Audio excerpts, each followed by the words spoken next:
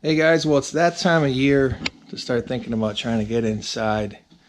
So what I'm trying to do here is figure out what we can do to free up some room. Something's got to go. I don't know what it is. I'm thinking the 56 Ragtop that's in primer. So 3 cars this winter I'll be working on. The single cab, the 1958 Ragtop, and this 1956 convertible. Those are the 3 cars I want to work on this winter. So I have to figure out a way to get these so I can maneuver them each in and out when I'm not working. When I'm working on the one in this bay, be able to rotate them in and out. So that's what I'm up to today. Single cab, you guys have seen it. I did get some more parts in. I don't think I've shown you guys the parts, the rockers and the end. I got the corners. I got a bunch of sheet metal for this, so I'll be getting to work on this one, getting the treasure chest floor done. This car, we already have the heater channels and floors. They're not correct. I'm not sure if I'm going to go with like classic fab for this. I might just run these. Why not? I mean, you can see I'm going to have to do a lot of fab work. There's a lot of metal missing on this car, but it is savable. This car, we have all new brakes for. I went ahead and took advantage of CIP1's 30% off sale they had a month or so ago, and I ordered all the brake parts for the 56 convertible. We've got all the shoes, all the wheel cylinders, brake lines, master cylinder, you name it, it's in this box. Got a great deal.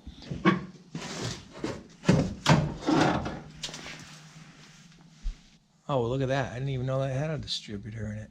Nice.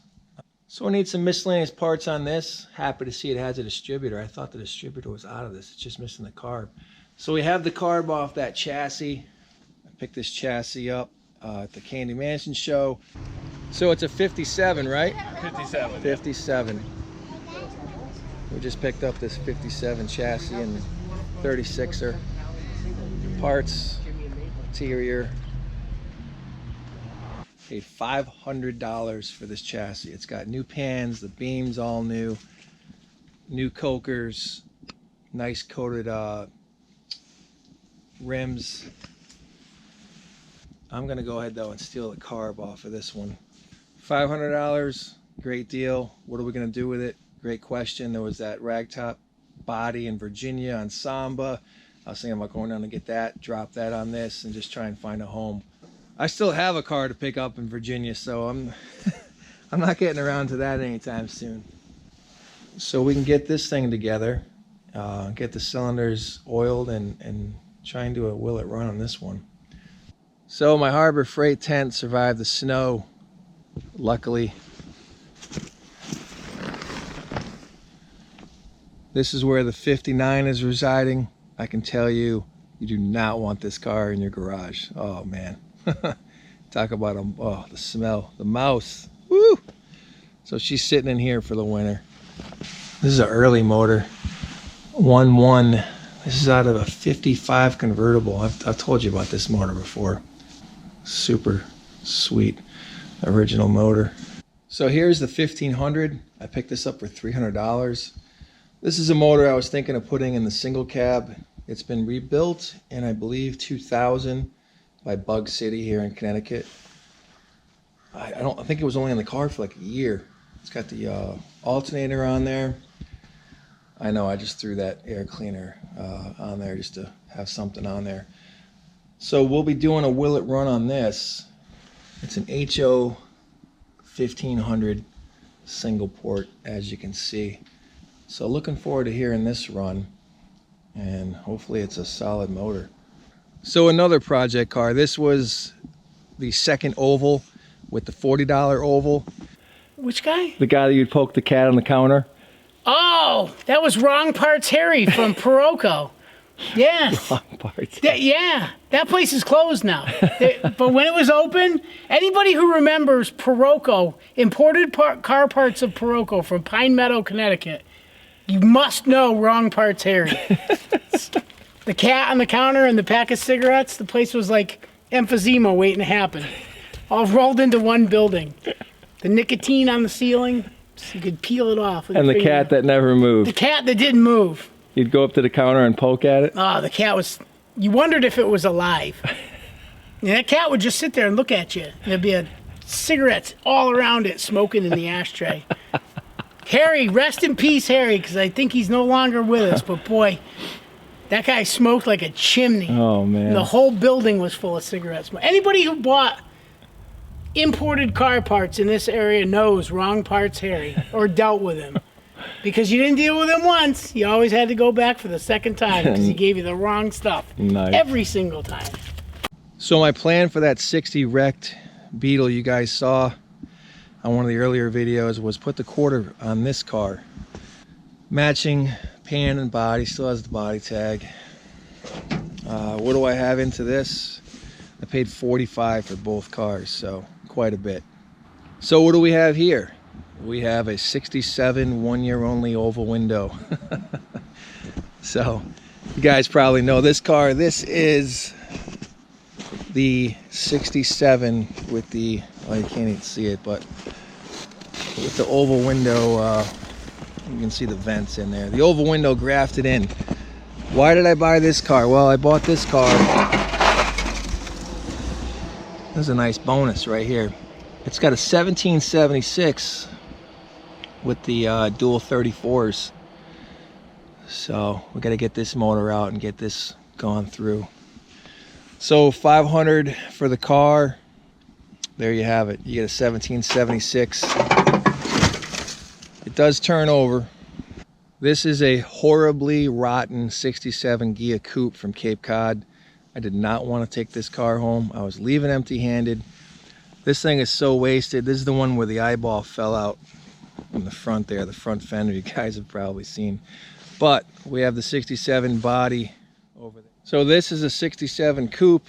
I picked this up for $150. I sold the tranny out of it for $150. The idea was to take that body and put on this chassis. That's what the plan was there. So a few $100 invested into these two cars. Need a home. This car is the legendary Bondo Baby 68 convertible. I picked this up for I think $500. It's one of the first few cars I bought. What do you love? I love the gear.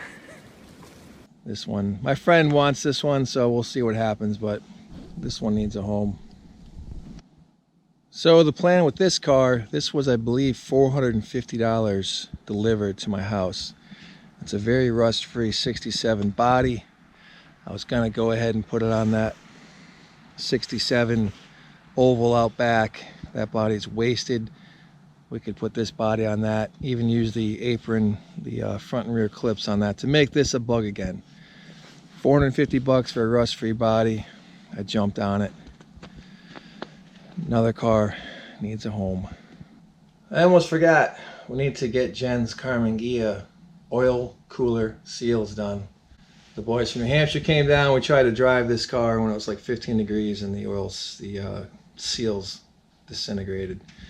So we also need to ride some vintage moto. So, my dad is going to take this cover off, and there's a Bug under here, and it's blue. It's got a white interior. And then, So 67, right? what we're gonna do here, You know, you can tell me if it's it's in good shape. Say, it's actually in really good shape. Yeah, I like it. you like it? Yes. Make Mary an offer.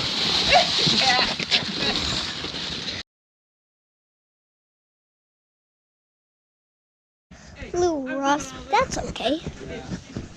I mean, headlights got a little rust, but overall, that's really good. The interior is actually in good shape. If you see this is on right here, but it should be on right here, but it's not. You got the VW symbol. All right, I'm gonna take a peek at it here. That's good, buddy. Okay. Let's take a peek at the engine. All right, go ahead. You gonna do it? Yeah. Another cover in the back. Yeah, another.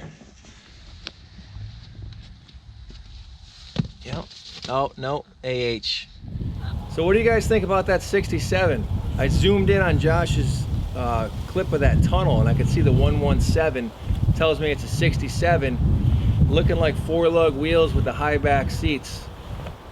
Kind of weird, but that's gonna do it for me. I'm gonna head over to the garage, get those cars moved around, make some room in there, get moved in so we can get some work done this winter. So thank you for dropping in. Thank you for all the comments and likes and all the great comments you guys have left for Joshua. We can't say thank you enough. We really appreciate it. So have a great weekend and we will see you guys soon. Take care.